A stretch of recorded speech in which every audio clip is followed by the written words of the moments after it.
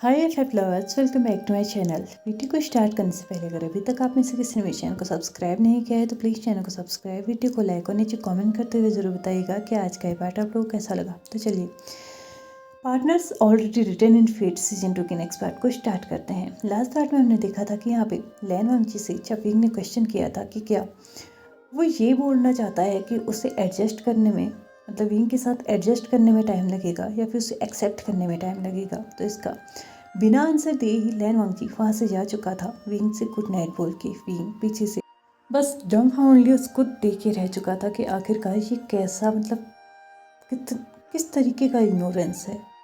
क्या उसने इग्नोर किया या फिर उसने अपने वर्ड्स को थोड़ा कम यूज़ किया, या उसने क्लियर किया कि वो बस एडजस्टमेंट की बात कर रहा है, या फिर उसने डाउट डाल दिया कि वो एक्सेप्ट की बात भी कर रहा है कि वो इसे एक्सेप्ट करेगा या नहीं। लैन वांगजी अपने कमरे की तरफ जा रहा था, जो कि एक सर्वेंट ने उसको गाइड करते हुए उसकी रूम की तरफ लेके जा रहा था। दूसरी तरफ दूर से लैन सिचेन, लैन वांगजी और विंग दोनों की ही बातों को समझ रहा था, सुन रहा था। उसने आगे कदम बढ़ाते हुए विंग की तरफ पहुंचा और यहाँ पे विंग के पास जाके उसने उसे ग्रीट किया। विंग ने भी उसे बहुत ही पोलाइटली और रिस्पेक्टफुली उसे ग्रीट किया और उसके बाद बोला, क्या आप अभी तक सोए नहीं हैं, या आपको भी अभी तक आपका कमरा नहीं दिया गया है? तो यहाँ पे लैन सिचेन बोलता है, नहीं, सभी लोगों को उनके कमरे दे रहे हैं। एक्चुअल में मैं बस यहाँ पे वांग जी से बात करने आया था, बट अनफॉर्चुनेटली मैंने वो सब सुन लिया जो कि तुम दोनों बातें कर रहे थे। मास्टर भी ये मत समझना कि लैन वांगजी ऐसा कैसे है, मतलब उसने तुम्हारे क्वेश्चन का आंसर नहीं दिया, लेकिन इसका मतलब ये नहीं है कि उसके अंदर कोई डाउट है। मैं अपने ब्रदर को बहुत अच्छे से जानता हूँ। वो अपने वर्ड्स को बाहर निकालने में बहुत ज़्यादा कच्चा है। उसे नहीं पता होता कि एक्चुअल में कब क्या करना होता है। उसे नहीं पता होता कि कैसे अपने इमोशंस को बाहर निकालना होता है। वो नहीं जानता आंखों से कैसे बातें की जाती है। वो नहीं जानता एक्शंस से कैसे बातें की जाती है। वो नहीं जानता कि उसके वर्ड्स सामने वाले को क्या महसूस कराएंगी, कितना गलत इम्पैक्ट वो सामने वाले पे डालेंगे। बस वो क्लियरली और बहुत ही स्ट्रेट फॉरवर्डली बोल देता है। लेकिन मैं आपसे ये ज़रूर कहूँगा कि मुझे नहीं लगता कि लैन वांगजी को इस शादी से कभी कोई प्रॉब्लम थी या फिर कभी कोई प्रॉब्लम होगी। हाँ, उसके एक्शंस बहुत माइनर होंगे, तुम्हें उन्हें समझना होगा। मुझे पता है मैं बहुत ज़्यादा बोल रहा हूँ, लेकिन शायद इस रिलेशनशिप में अगर किसी को ज़्यादा एफर्ट्स डालने होंगे तो वो आप होंगे। हाँ, वांगजी भी ज़रूर डालेगा, शायद कहीं ना कहीं तुमसे ज़्यादा डालेगा, लेकिन उसके एफर्ट्स तुमसे बहुत कम दिखेंगे, क्योंकि तुम अपने शब्दों का इस्तेमाल कर सकते हो, तुम अपने एक्शंस का यूज़ कर सकते हो, तुम अपने आइज़ का इस्तेमाल कर सकते हो, लेकिन वो ये सब कुछ नहीं करता। उसके लिए छोटी छोटी चीज़ें करना भी बहुत ज़्यादा मुश्किल है, इसलिए शायद वो सब कुछ इतनी ईजीली नहीं कर पाएगा। इसलिए एफर्ट्स आपको ज़्यादा डालने होंगे। उम्मीद है मैंने ज़्यादा कुछ नहीं मांगा होगा। लैन वांगजी को यहाँ से जाते हुए विंग ने देखा था। उसके पीछे वो सेट हो चुका था, ये विंग जानता था, लैन सिचेन भी जानता था, लेकिन फिर भी विंग ने एक स्वीट सी स्माइल के साथ लैन सिचेन की तरफ देखा। उसके बाद बोला, मैं आपकी बात को समझ रहा हूँ और मैं कोशिश करूँगा कि इस शादी में मैं अपने पूरे 100% एफर्ट्स डाल सकूँ। लैन सिचेन ने विंग के सर पे हाथ फिराया। उसके बाद बोला, जब भी हेल्प की ज़रूरत हो तो मैं यहाँ हूँ। तुम्हें जब भी हेल्प की ज़रूरत हो तो तुम मुझसे बोल सकते हो, मैं हमेशा तुम्हारी हेल्प करूँगा। बहुत रात हो चुकी है, ठंड भी बढ़ रही है, तुम्हें भी अपने कमरे में जाना चाहिए। ऐसा कहते हुए लैन सिचेन भी वहाँ से जा चुके थे। विंग ने फिर से टर्न होके आसमान की तरफ देखा। वहाँ पे चाँद तारे इतनी खूबसूरती से बिखरे हुए थे कि यहाँ पे विंग को ऐसा लग रहा था कि एक दिन उसकी लाइफ भी बिल्कुल ऐसी ही होगी, इतनी ही ब्राइट, इतनी ही खूबसूरत, और वो भी लैन वांगजी के साथ। एक प्यारी सी होप के साथ विंग भी अपने कमरे में जा चुका था। दूसरी तरफ सभी लोगों को उनके रूम्स अलॉट हो चुके थे। सभी लोग आराम करने लगे थे। नेक्स्ट मॉर्निंग अब सभी लेंस अपने सेक्ट वापस लौटने के लिए तैयार थे, लेकिन वापस लौटने से पहले लैन चिरेन विंग से बात करना चाहता था। वो विंग के कमरे में गया, जहाँ पे विंग अपने कपड़ों को पहन रहा था, अपने बालों को संवार रहा था, क्योंकि उसे भी बताया कि आज वो नॉर्मली ऐसे बाहर नहीं जा सकता। उसे एक प्रोफेशनल तरीके से, जैसे कि एक ओमेगा को होना चाहिए, थोड़ा बहुत मेकअप के साथ, थोड़े बहुत ज्वेलरीज के साथ, तो मतलब अच्छे से ड्रेस के साथ उसे बाहर जाना होगा, क्योंकि उसके इन लॉज यहाँ पे हैं। लेकिन उससे पहले ही उसके कमरे के दरवाजे पे नॉक होता है। उसने कमरे का दरवाज़ा खोला तो यहाँ पे लैन चिरेन था। विंग ने बहुत पोलाइटली, रिस्पेक्टफुली बो डाउन किया और उन्होंने ग्रीट किया। लैन चिरेन ने अंदर आने की अनुमति मांगी तो यहाँ पे विंग ने बोला प्लीज़ आइए ना। तो यहाँ पे लैन चिरेन अंदर आया और यहाँ पे कमरे के दरवाजे को बंद करके वो एक कुशन पे जाके बैठ गया।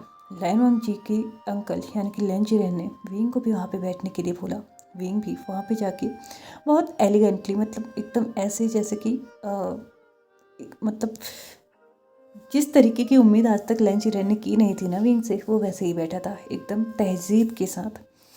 यहाँ पे विंग जैसे ही वैसे बैठा तो यहाँ पे लैन चिरेन अच्छे से देख पा रहा था कि विंग अपने आप में चेंजेस लाने की कोशिश कर रहा है। उसने विंग की तरफ देखते हुए बोला क्या तुमने सारे लेटर्स पढ़े हैं विंग? तो यहाँ पे विंग अपने सर को नोट करते हुए हाँ में आंसर करता है। लैन चिरेन विंग की तरफ देखते हुए बोलता है देखो विंग, मुझे तुमसे कोई प्रॉब्लम नहीं है और मुझे कभी होगी भी नहीं, क्योंकि तुम मेरी सिस्टर इन लॉ की पसंद हो और देखा जाए तो तुम कांग्से सैरन के बेटे हो। मैं भी चाहता हूँ कि मैं तुम्हें अपने बेटे की तरह पालूँ, लेकिन कुछ रूल रेगुलेशंस हैं जो कि तुम्हें फॉलो करने होंगे।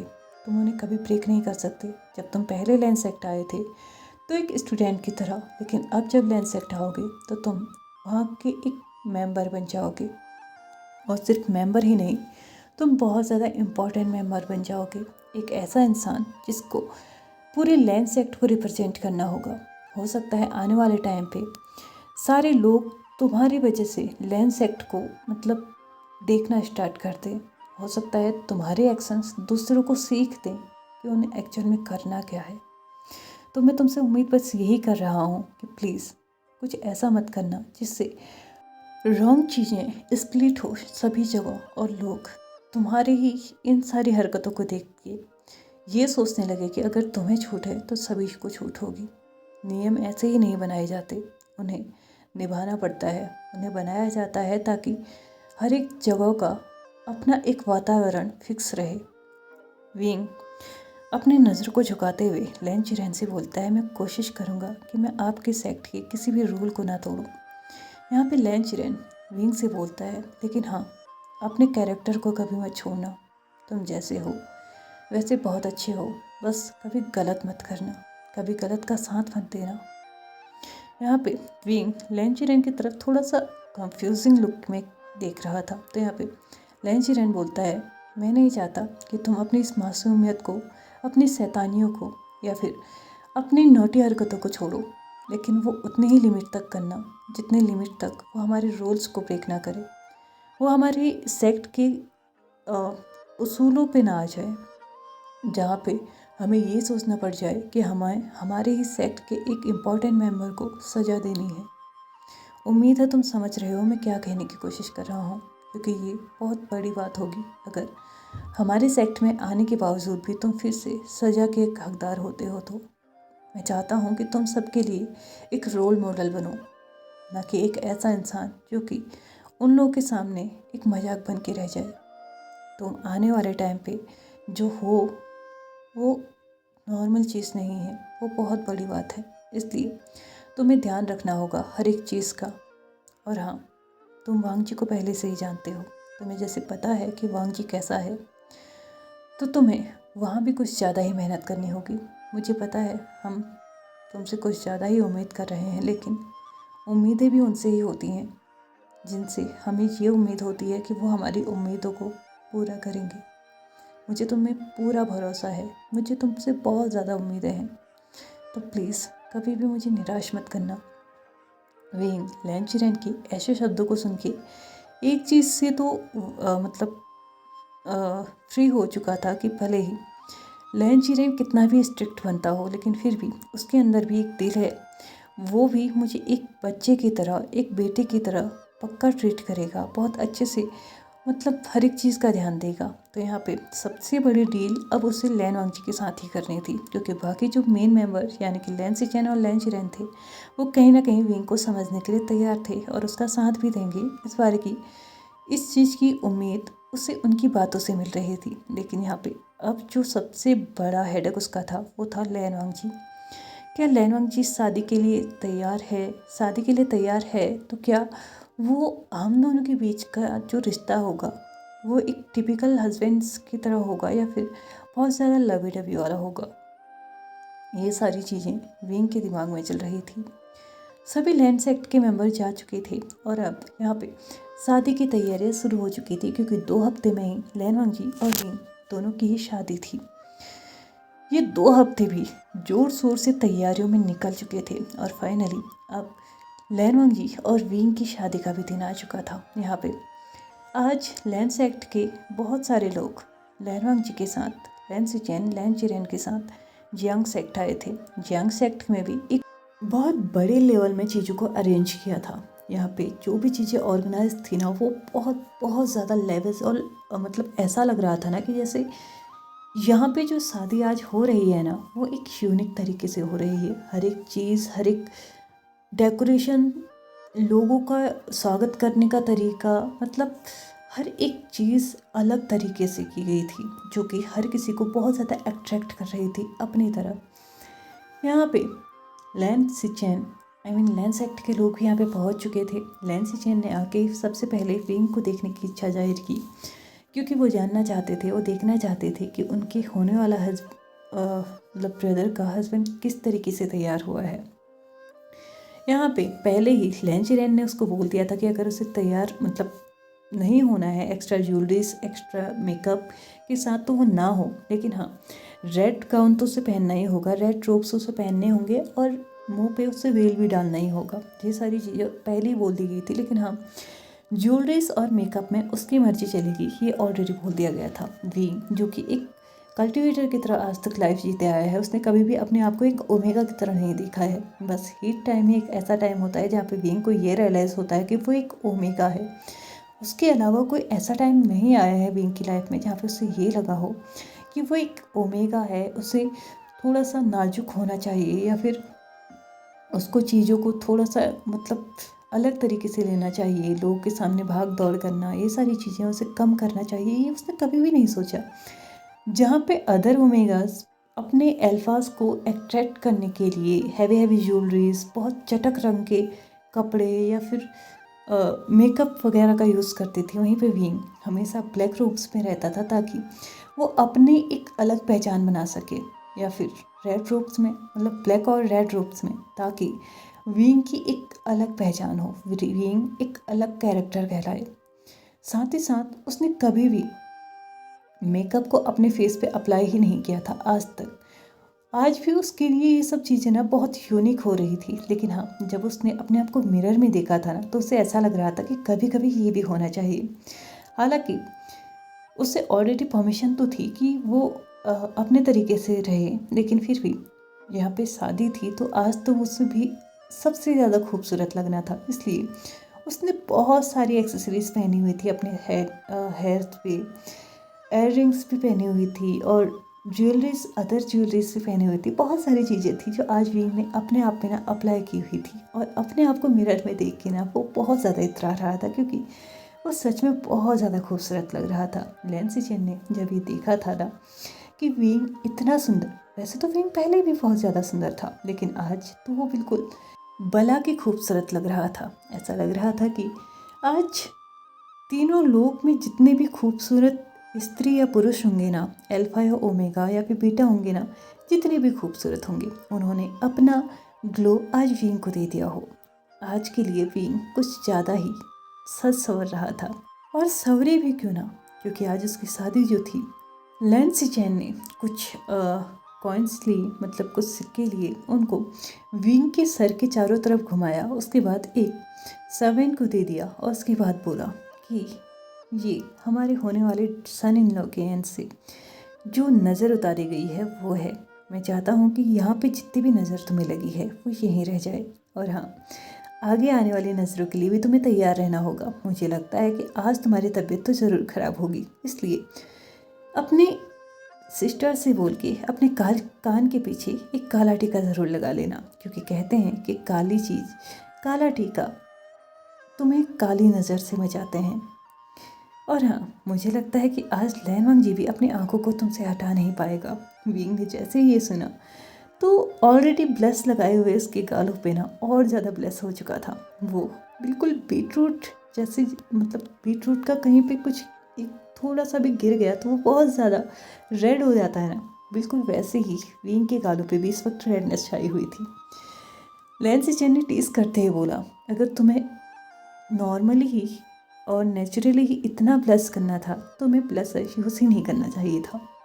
ऐसा कहते हुए वो विंग को टीश करके यहाँ से जा चुका था। दूसरी तरफ अब बारी थी बाकी सभी लोगों की विंग को टीस करने की। ऑफ कोर्स विंग लैनवांग जी के नाम पे जो से कमेंट यहाँ पे दिया गया था ना, उसकी वजह से उसकी बॉडी, उसके फेस पे एक अलग ही टाइप के एक्शंस स्टार्ट हो चुके थे और वो हर किसी ने यहाँ पे ऑब्जर्व भी किए थे, स्पेशली जेन चेंग और जेन यांगली ने। उन दोनों ने भी यहाँ पे विंग को टीस करना स्टार्ट किया।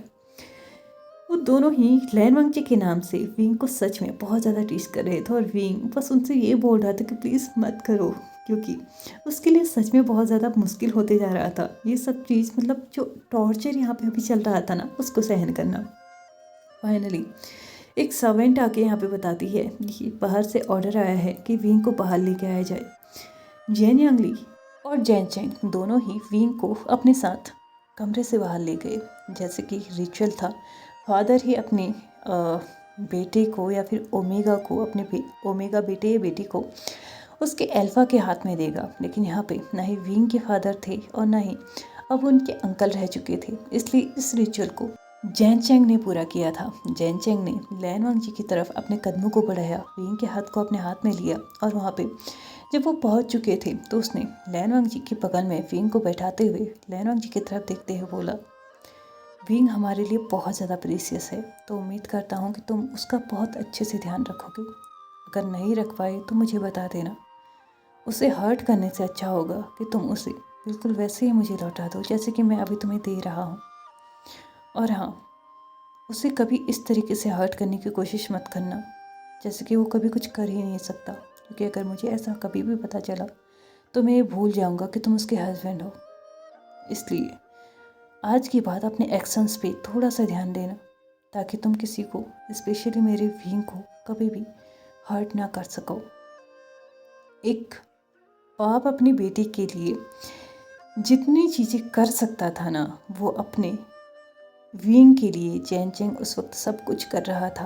मतलब जितनी हाई लेवल की उसने शादी अरेंज की थी, जितने भी अरेंजमेंट्स यहाँ पे वो दे सकता था, जितनी डाउरी वो दे सकता था, उसने सब कुछ किया था। और लास्ट में एक धमकी जो कि लैनवांग जी को थी, उसने वो भी दे दी थी, ताकि लैनवांग जी कभी ये ना भूले कि विंग का एक और परिवार है जो उसे कभी भी अकेला नहीं छोड़ेगा। लेकिन क्या सच में जेन चेंग की इस बात का लैनवांग जी पे कोई असर होगा? और असर हो भी गया तो क्या उन दोनों की किस्मत में शांति से रहना लिखा होगा? ये तो हम जानेंगे आने वाले एपिसोड्स में, क्योंकि अभी मेरा टाइम हो चुका है इस पार्ट को यहीं पे ख़त्म करने का। तो चलिए फ्रेंड्स, आज के इस पार्ट को हम यहीं पे ख़त्म करते हैं। वीडियो पसंद आया तो please like share subscribe and comment करते भी जाइएगा। Thank you so much for watching my video and bye bye.